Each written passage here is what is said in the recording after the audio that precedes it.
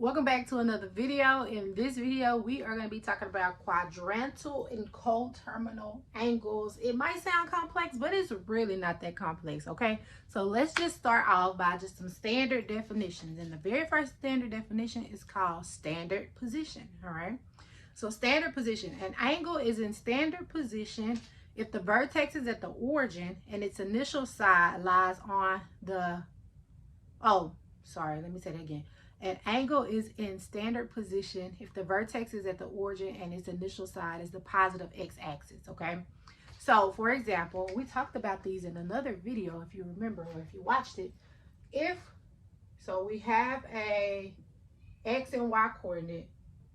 Here's the origin. So if the vertex of the angle is here and the initial side is here on the positive x-axis, then we say that that angle is in standard position regardless of where the terminal side is. If the initial side is here and the vertex is here, that's an angle in standard position. Now, quadrantal angles. Now that sounds very complicated, right? It's not complicated. It's just those angles we talked about before. The angles whose terminal side is either on the positive y-axis, so here, which we know now that that is a 90-degree angle. So a 90-degree angle is considered a quadrantal angle. If its terminal side is here on the negative x-axis, then we know now that that angle is 180 degrees. That's another quadrantal angle. And then if its terminal side is here on the negative y-axis, now we know that that angle is 270 degrees. That's another quadrantal angle. And then another one would be if its terminal side is here on the positive x-axis, which is 360 degrees, that is another quadrantal angle. So your quadrantal angles are the angles in standard position whose terminal sides lie on either the x or the y-axis, okay? So the terminal side ends up being one of these axes. That makes it a quadrantal angle, alrighty?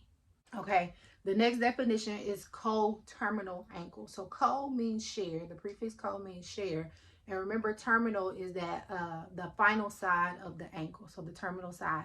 So coterminal means that it's two angles who share the same terminal side. Okay, so they actually share the same initial side and the same terminal side, but they differ in the amount of rotation. So you can actually rotate more than one time around. And then again, remember, you can rotate in a clockwise direction, which means it's a negative angle.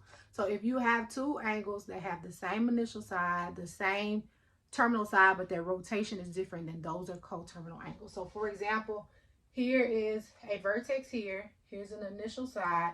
And say we had an angle with 60 degrees.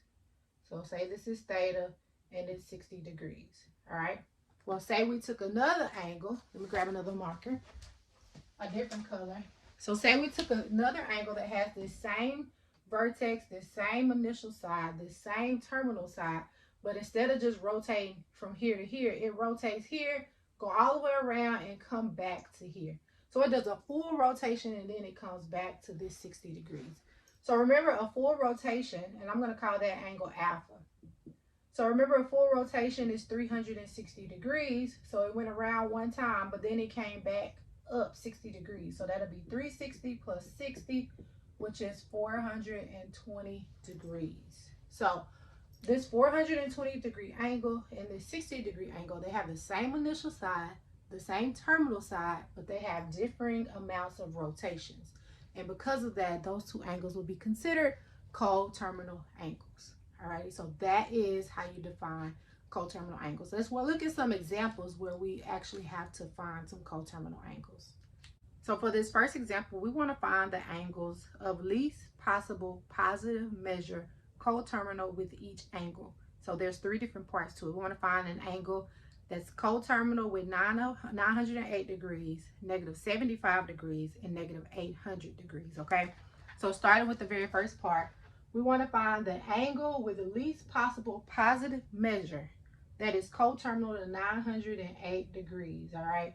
So 908 degrees means it has more than one rotation because it's bigger than 360.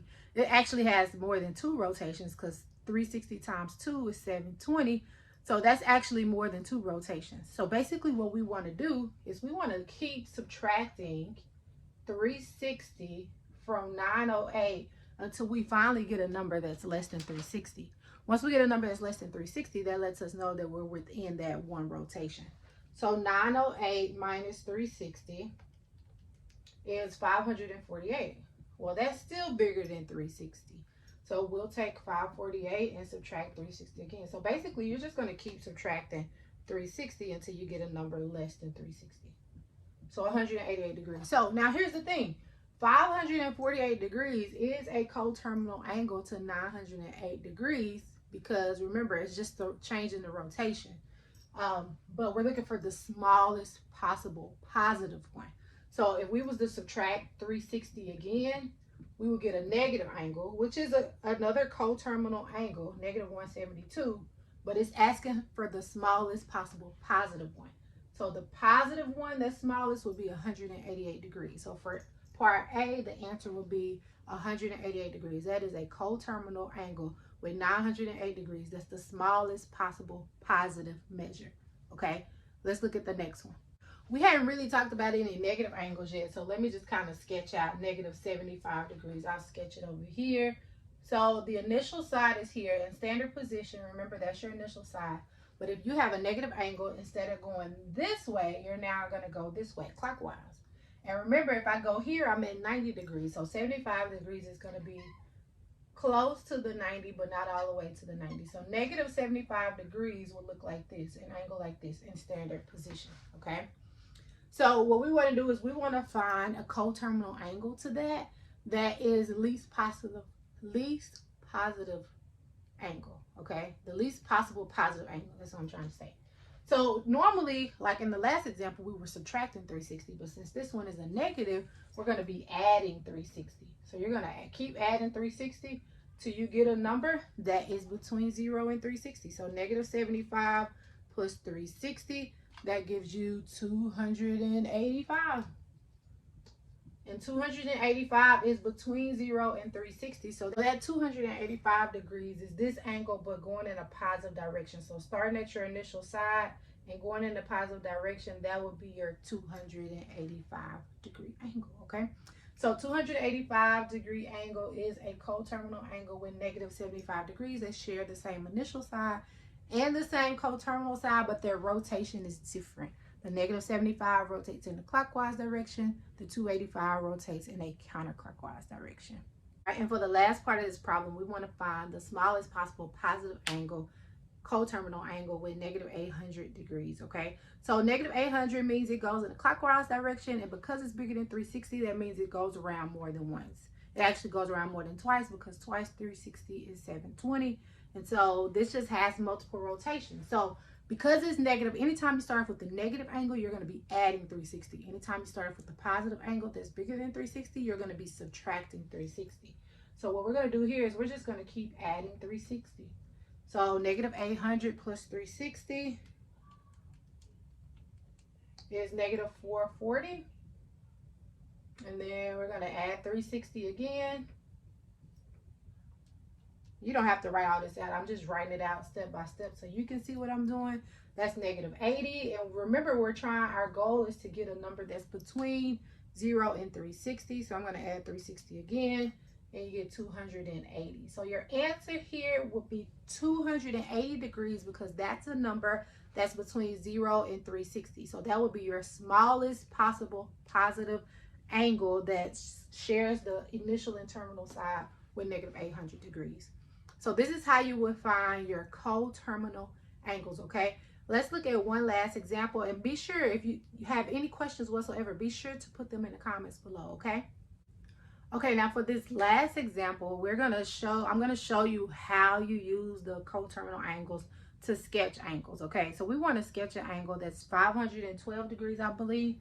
Yeah, that's right. So we want to sketch an angle that's 512 degrees. Well, because this number is bigger than 360, that means we know that this angle rotates around more than once, okay? Now, once you rotate around once, the question is, where does this angle fall? In which quadrant does the terminal side fall in? So what I need to do is I need to subtract 360 from this angle to figure out what is its coterminal angle, its least possible positive angle that it shares with this one, okay? So 512 minus 360 is 152. So that means 512 degrees is coterminal to 152 degrees. Well, I know that 152 degrees is in the second quadrant because that's between 90. So remember, 90 is here and 180. So 152 is going to be somewhere in the second quadrant. So 152 would probably be somewhere like around here. Okay. So if this is 152 degrees and I want to sketch 512 degrees, and that's going to be more than one rotation around, then I'm going to use this blue marker to sketch 512 degrees. So I'll start here at the initial side. I'll go all the way around. So that's 360 plus the 152, and then that gives me the 512 degrees. So I don't know if y'all can see it real good, but I did one rotation and came 152 degrees. And so my blue mark represents the 512 degrees, okay? My black little arc right there represents the 152 degrees. So this is how you would use the coterminal angle definition to basically sketch an angle that's either bigger than 360 or that's smaller than 0, all right? So coterminal angles, these are some basic definitions. Quadrantal angles, we don't really use quadrantal, the terminology a lot, but we use those angles a lot, okay? But we use coterminal terminology a lot in trigonometry. So these are some basic definitions that you'll need to know just to have a solid foundation to be able to build off of for learning trigonometry, okay? I want to end this video with one last practice problem. I want you to try to sketch -90 degrees. This one should be pretty easy. -90 degrees. I just want you to practice sketching. What would -90 degrees look like? Pause the video for a moment and do that. Alrighty, so if you sketch -90 degrees, first thing you should have noticed is that it's a negative angle, which means you're going to go in a clockwise position. Oh, also in standard position, okay? So every angle we do now, we're going to assume it's in standard position. So that means the vertex is here and the initial side is here, all right? So -90 degrees, 90 degrees would normally be here. So since it's negative, -90 degrees will go this way. And so this angle with this positive x-axis being your initial side, the negative y-axis being your terminal side, that is your -90 degrees, all right? So let me see if I can write it in blue and you can see it. This angle is -90 degrees. Did y'all get that right? Hopefully you got it right. Hopefully you got it right, okay? Again, if you have any questions whatsoever, this is a good time to ask your questions. Put them in the comments. Again, I'll try my best to respond to all of them. If this video helped you, go ahead and hit that like button. If you haven't already, subscribe. I would definitely appreciate that. You help me get my video out to more people by getting into the YouTube algorithm. So thank you again for watching, and I will see you all in the next video.